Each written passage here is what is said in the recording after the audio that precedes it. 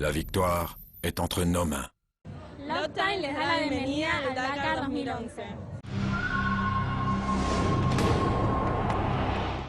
Après une journée de repos bien méritée, les pilotes sont repartis ce matin sur les pistes du Dakar 2011. Au programme aujourd'hui la 7e étape entre Arica et Antofagasta.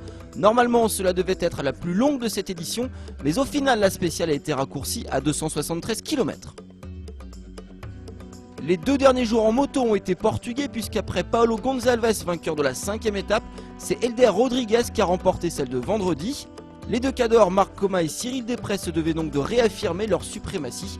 Sauf qu'après les 2 portugais, c'est un chilien qui est venu contrecarrer les plans des vainqueurs des 2 dernières éditions. Francisco Chaleco Lopez était passé tout près de la victoire à Iquique. Cette fois-ci, il n'a pas manqué l'occasion d'accrocher une 5e victoire d'étape à son palmarès. Pour ne pas la voir s'échapper au dernier moment, le Chilien s'est manifestement appliqué, passant au kilomètre 176 avec plus de 4 minutes d'avance sur Coma.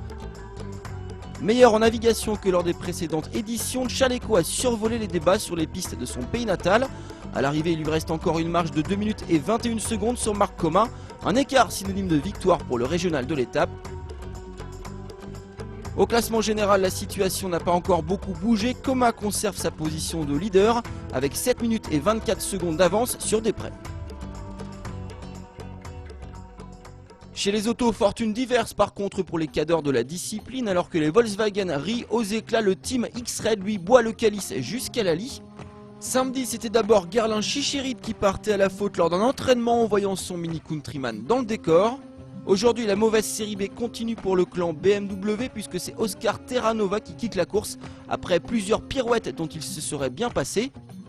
Et que dire des ennuis de pneumatiques qui poursuivent Stéphane Peterhansel. Bien placé au général au départ vendredi, le Français a crevé 4 fois lors des 100 derniers kilomètres. Rebelote aujourd'hui pour Peter avec une crevaison dès le 15e kilomètre. Au final, la loi des séries a eu raison du tricolore puisqu'il concède aujourd'hui 7 minutes et 40 secondes au vainqueur du jour. Pire, au classement général, il a maintenant plus de 21 minutes de retard sur le leader. Concernant le vainqueur du jour et le leader au général, ils sont tous les deux pilotes VW. À l'arrivée à Antofagasta, la firme de Wolfsburg signe les 3 meilleurs temps sur la spéciale. Nasser Al-Attiyah continue à combler une partie de son retard sur Sainz. Crédité du meilleur chrono, il remporte ainsi sa première victoire sur ce Dakar 2011, sa 10e sur l'ensemble de sa carrière. 2e et 3e aujourd'hui Carlos Sainz et Giniel De Villiers. Au général, bonne opération pour Al-Attiyah puisqu'il n'a plus que 1 minute et 22 secondes de retard sur le leader Carlos Sainz. 3e Stéphane Peterhansel, le Français talonné de près de très près par Giniel De Villiers.